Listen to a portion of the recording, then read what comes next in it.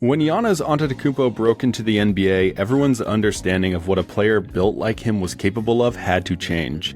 Standing nearly 7 feet tall, but moving as well as a guard and handling the ball far better than his fellow giant peers, this combination with extreme length and strength made him a mismatch in every game, forcing teams to try to figure out entire defensive schemes just to try to limit his scoring. And to make things tougher, Giannis was also a gifted passer, putting up impressive assist numbers early on that left the opposition scrambling. A lot of people thought he was the future of the point guard role. If you're around YouTube in the late 2010s, you surely saw plenty of videos claiming he was breaking the NBA. And he sort of was. Giannis aided in the extinction of the traditional power forward, and he reshaped what a center had to be capable of in the league to get by. So obviously after Giannis began running the league, every NBA team began searching for the next unicorn so they could have one. And one of the early unicorn prototypes was Thon Maker. Today we'll be breaking down the basketball career of Maker, trying to figure out what happened and what lies ahead. Before we dive in though, please do me a big favor and like the video as it helps me out far more than I think you guys realize. Also, subscribe for more basketball related content. I am trying to hit 1 million subscribers by the end of the week, so let's make that happen. Now, let us get started. Maker's exact birth year is something of controversy as he is from a region of Africa formerly known as Sudan. To put it simply, this country has been going through a whole lot of turmoil over the past few decades. The exact reasons are beyond the scope of this video, but what is important to us is that the assumed age of 5 around 2002, Maker and his family fled southern Sudan into Uganda. Then they were able to attain citizenship with Australia as refugees. Maker then spent most of his childhood in Western Australia, living an impoverished lifestyle. He was often seen spending his days playing soccer with his friends on the road. When he was around 13 years old in 2011, thanks to his extreme size that earned him the name Long Boy by his peers, Maker was discovered and given a full scholarship to the Australian Institute of Sport across the country in Sydney to play basketball. Though he made a ton of progress on the hardwood very quickly, age group national team basketball in Australia around this time was often described as very political and being ran more so by who you know rather than what you were capable of. Many people felt that refugees and other groups of people, like Australian Aborigines, were not given fair opportunities in sports due to a lack of funding and infrastructure in the country's more rural areas. So Maker was fighting an uphill battle. But thankfully, there was a team of people who believed in him and who enrolled him in school and gave him all the resources the more privileged side of the country came to expect. In 2012, Maker, now around the age of 14, traveled to the United States to take part in a variety of AAU basketball camps and tryouts as his coaches in Australia felt this would be a better development path for him than continuing back home. He bounced around a few high schools early on before eventually attending a private academy in Virginia. Here he dominated for 2 years, averaging 22 points, 13 rebounds, and 4 blocks per game. Now exactly why he left this school is up in the air, but a variety of possible factors may be at play, including potentially he was unsatisfied with the competition not being very high, potentially he could have had visa issues, or maybe he had academic or eligibility issues.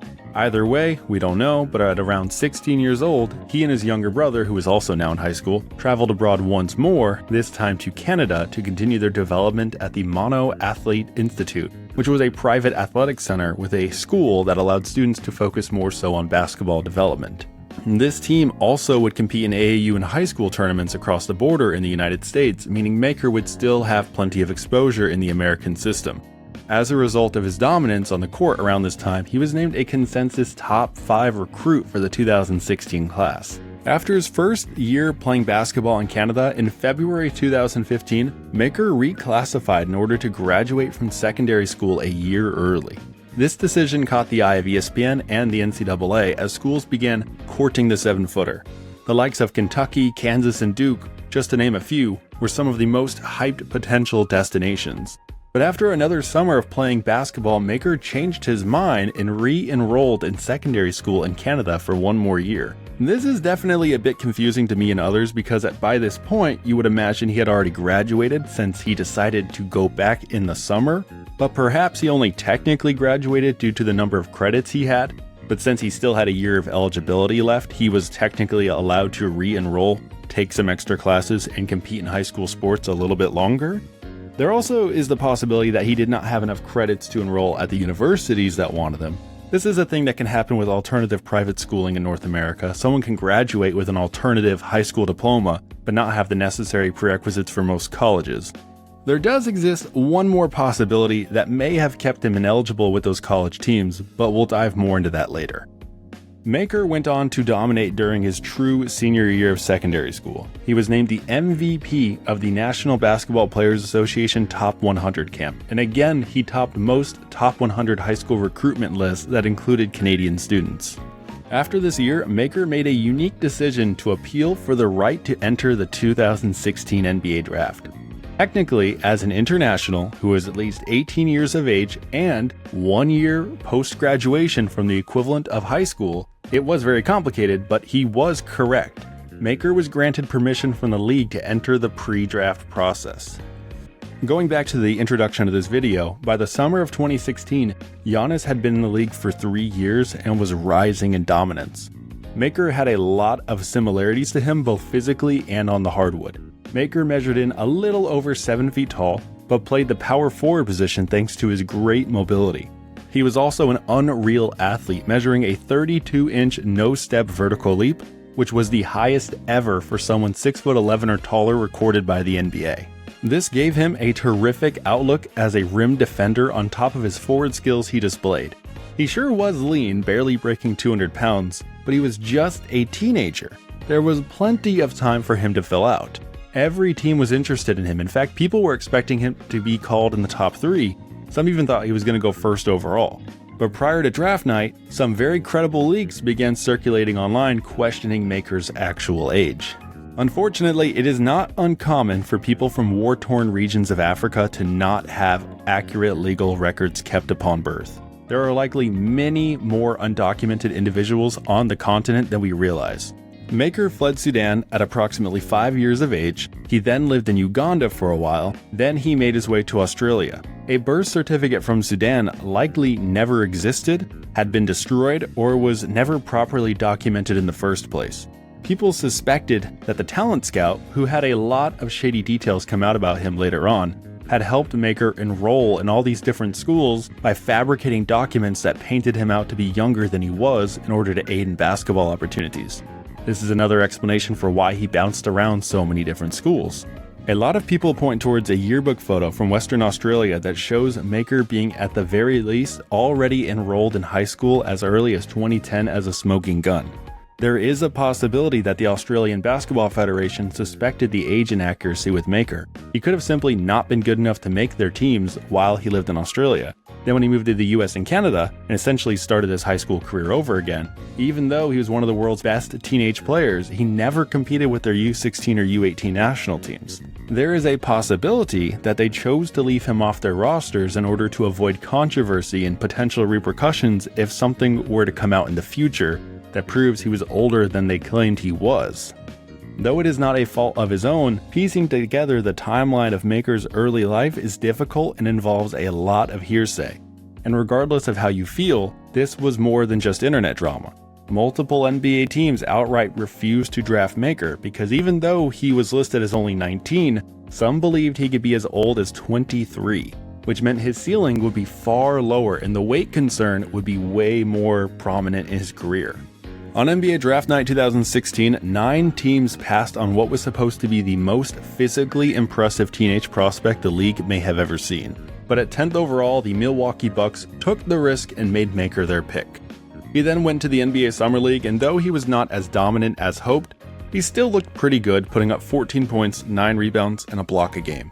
But the Giannis-esque playmaking people were hoping for was non-existent, and he failed to even register a single assist in over 150 minutes of action, which is actually genuinely impressive.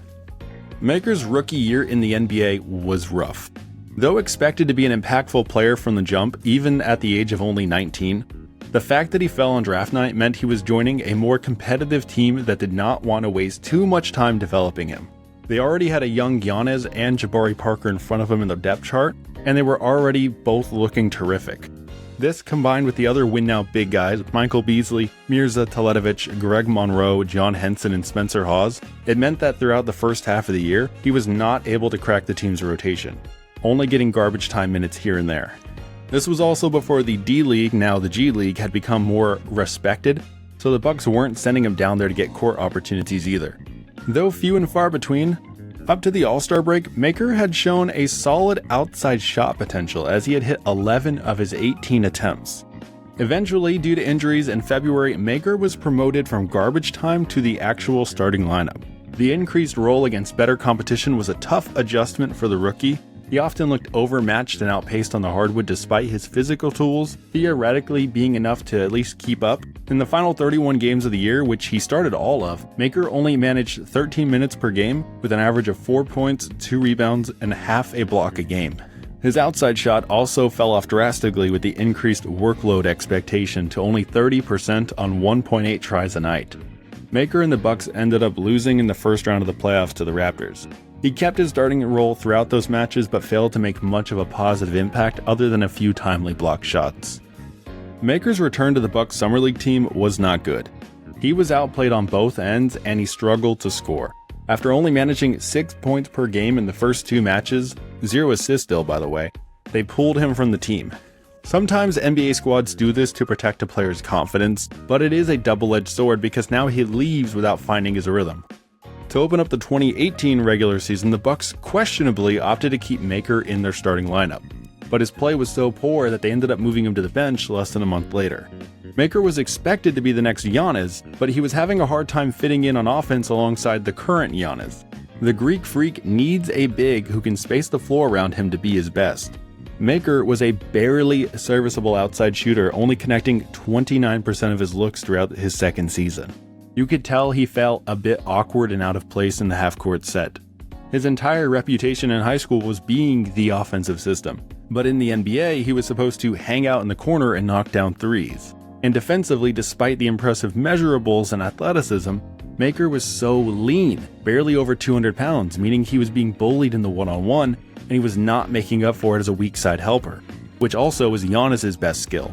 Though he maintained a backup role for the rest of the season and ended up averaging more minutes per game, his per 100 production dipped across the board and his net rating of -7 was glaring. Milwaukee entered the playoffs as underdogs against the Boston Celtics, and Maker once again had some impressive moments in the postseason. After only playing 1 minute between the first 2 matches, he was promoted to the backup 5 role in Game 3, and he helped Milwaukee get their first win of the series, scoring 14 points, hitting 3 threes, and blocking 3 shots in this match. He then followed it up with 5 more blocked shots off the bench in their second game as they evened up the series, but games 5 through 7 did not go as well for him and they ultimately lost. Rather than playing in the Summer League, Maker for the first time in his basketball career donned an Australian national team jersey as they played 2 matches in June as part of the World Cup qualification process. The first game being a narrow 1-point defeat in Japan, where Maker put up a solid line of 13 points and 12 rebounds, but was unquestionably outplayed by the veteran big man Nick Fazekas, who poured on 25 and 12. But people pretty quickly forgot about it because in their second game at the Philippines, arguably the largest FIBA basketball and maybe even professional basketball brawl broke out during the third quarter that led to 13 players being ejected. It ultimately led to the Filipino squad being forced to forfeit after playing a few minutes 3-on-5. It truly was a spectacle to behold. Maker, prior to getting ejected himself for throwing some flying kicks, was not having that good a performance, scoring 8 and grabbing 4 rebounds as Andre Blatch and Junmar Farhado were too much for him inside, both reaching double-digit scoring. Maker, due to a combination of underwhelming production and discipline from the Australian Federation, would not get another chance with their national team for a few years. Going into the 2019 NBA season, Milwaukee made Mike Budenholzer their head coach as they wanted to shake their reputation of being a rebuilding team to a contending one. Giannis had made 2 All-NBA teams and was receiving MVP votes by this time. Ownership, rightfully so, wanted to compete with him being the face of their franchise, and this led to him having the best season of his career. But a side effect of all this was Maker, now approximately 21 years old, had still not refined his offensive game in such a way to be useful to their team. And though he had his moments defensively, he was not dependable on that end. Maker was a bench warmer through the first month of the season, often receiving DNPs. But after an injury to the team's backup center John Henson, he was moved up in the rotation. For a 23-game stretch from mid-November to early January, where he was getting 12 minutes a night, Maker underperformed. His outside shot remained poor at 31%, he was never a good rebounder, and his rim defense left a lot to be desired. Reading up to the trade deadline, Milwaukee made some moves to shore up their big man rotation, adding veterans Ersan Ilyasova and Pau Gasol and bringing up a young center, Christian Wood. This pushed Maker back to the bench, and over the next month, he only appeared in 5 of the next possible 14 games, all in garbage time. This sparked him to request a trade himself, and the team happily obliged. On February 7th, Maker was dealt to the Detroit Pistons, and whereas Milwaukee went on to dominate the league, going on to win 60 games and taking the #1 spot in the East, Detroit was far shakier, but they weren't rebuilding, as this was during their brief Blake Griffin era. Maker immediately became a regular rotation player as Blake's backup and started receiving more minutes in the position scouts anticipated him having the most success in as the power forward. Theoretically, this meant he should start taking off, but in reality it did not go very well. Receiving a career-high 19 minutes per game over the 29 matches he appeared in with Detroit, Maker averaged only 5 points, 3 rebounds, and a block per game. There were definitely flashes, but as a whole, it was not pretty. He finished the season with the lowest 2-point field goal percentage in the entire NBA among 7-footers, only connecting on 52% of his looks. And his outside shot of 32% would have been 5th to last in the league had he have qualified. Detroit was blown out 4 straight games in the first round of the playoffs by Milwaukee, which was kind of a ceremonious way to send off the season. Maker did not have a very good playoff run. The 2020 season for Detroit was their first formal tanking year, and the now 22-year-old Maker floated in and out of the rotation all year long. Sometimes not playing at all, sometimes starting. He had his moments, and overall was at least far more reliable as shooter, making 34% of his threes, and a career-high effective field goal rate of 53%, but these were still both barely league average, and he was not protecting the rim or rebounding well either. While Giannis claimed his second straight MVP, the man who was supposed to be the next Giannis finished year 4 averaging 4 points, 2 rebounds, and less than a block a game. Detroit decided not to offer Maker an extension to his rookie contract, and as a result, he became a free agent. Going into the 2021 NBA season, the Cleveland Cavaliers extended a training camp offer to Maker, and he actually made their opening night roster. But through mid-January, he had only appeared in 8 games, mostly playing garbage time. Due to failing to crack the rotation and Cleveland not seeing enough potential in him, he was waived and made a free agent. From this point on, Maker became a journeyman international basketball player for hire. His first stop was playing briefly in Israel, but only managed to produce 2 points per game, and as a result was waived midway through the season. He then went to the G League and struggled to put up 7 points a game inefficiently. He then made a return to the Australia national team for their FIBA World Cup qualifier matches, peaking with a 13.8 rebound game against China, which must have impressed them because he signed a 1-year deal in the Chinese Basketball Association afterwards, but he failed to dominate, only putting up 14 and 10, which is pretty good, but he shot 28% from 3, 44% overall.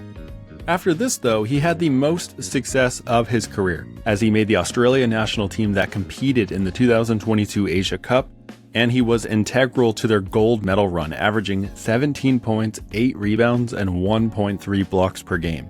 He then returned to China, and though was playing better than the year prior, he still was not impressive enough to warrant being their international import on their roster, and as a result he was waived. He then took his career to the Middle East, playing in Lebanon, teaming up with Will Arakji at Al Riyadh. Here it looked like he was having a lot of fun playing with one of the best international point guards in the sport. They won the league title and went on to claim the Asian Basketball Champions League title, which is essentially a tournament featuring some of the best pro league champions across Asia. Going into the 2025 season, Maker returned to the United States to compete in the G League with the Rio Grande Vipers, but he is struggling so far to make an impact. And that officially takes us to today. Thon Maker was an incredibly hyped teenage prospect with a fascinating story. He checked all the boxes of being an ideal NBA lottery pick, but it just never worked out. Is the 27-year-old actually 31 right now? We don't know. In fact, I'll go as far as to say it does not matter, although it may have mattered with his basketball career. Maker got extremely lucky. He was able to help his brother and many cousins from the region formerly known as Southern Sudan, now South Sudan, escape, get an education, earn money playing basketball, and help their friends and family alike. Maker may not have been an NBA success, but he is easily a net positive to the South Sudanese people and their basketball origins. I doubt there is any shot we'll see him on an NBA court again, but hopefully he can keep playing ball as long as he likes. Thank you guys for watching the video all the way up until the end. Let me know down below your thoughts on Thon Maker. Where do you think his NBA career went wrong? What do you think is next for him? I really appreciate reading your comments, and I do my best to take any recommendations you guys have to help me make these videos better.